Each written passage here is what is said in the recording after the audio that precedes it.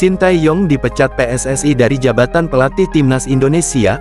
Pada tanggal 6 Januari tahun 2025 PSSI mengadakan konferensi pers yang menyatakan pemutusan kontrak pelatih Timnas Sintayong. Keputusan mengejutkan itu disampaikan Ketua Umum Erick Thohir di depan awak media. Dalam beberapa podcast dari pundit yang selalu mengkritik Sintayong, mereka menebak dan menilik kronologi tentang pemecatan Sintayong dari kursi pelatih skuad Garuda. Sebelum pemecatan terjadi, STY dikabarkan merasa sakit hati karena taktiknya dikritik oleh pemain keturunan. Kritik itu muncul setelah Timnas Indonesia gagal meraih kemenangan dari Bahrain dalam laga lanjutan Grup C babak ketiga kualifikasi Piala Dunia 2026 zona Asia. Diketahui dalam laga itu Timnas Indonesia bertandang ke markas Bahrain pada matchday ketiga Grup C. Skuad Garuda gagal menang dramatis karena skor berakhir imbang 2-2, akibat ulah wasit yang memperpanjang waktu sampai Bahrain menyamakan kedudukan.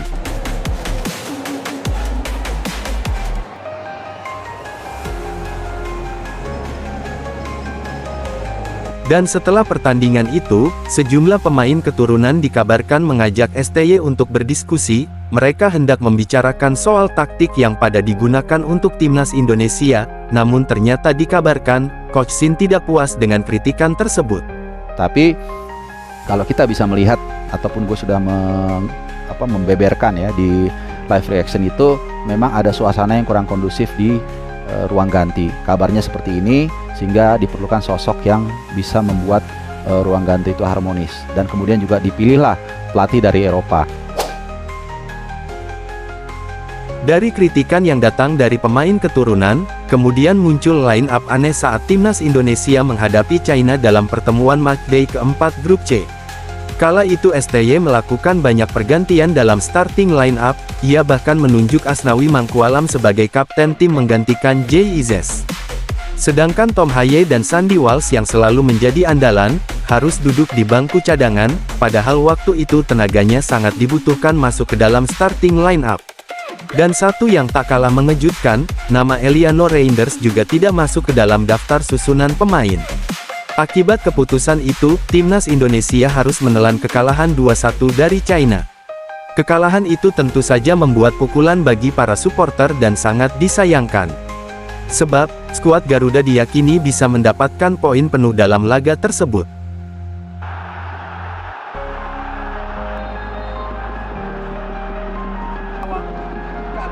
Tom Haye syuting langsung 21. Omar Muhammad Al-Ali.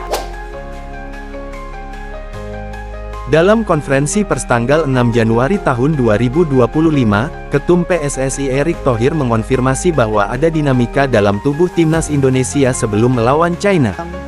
Sudah terjadi dinamika yang cukup tinggi. Ya Pak Marzi, benar ya? Dari dinamika komunikasi, leadership, ataupun taktikal bermain yang bisa kita harapkan. Itu sih.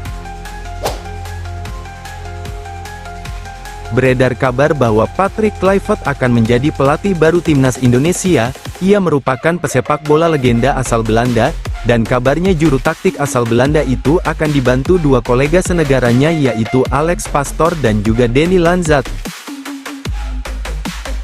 Patrick Kluivert akan datang ke Indonesia pada tanggal 11 Januari dan diteruskan akan menghadiri konferensi pers resmi sebagai head coach Timnas Indonesia yang baru di tanggal 12 Januari tahun 2025.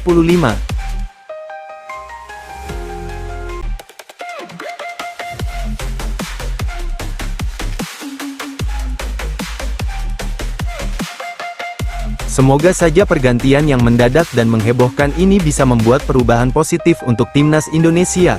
Meskipun begitu, kita tidak akan melupakan jasa dan dedikasi dari Coach Sin yang telah membawa Timnas Indonesia melangkah sejauh ini.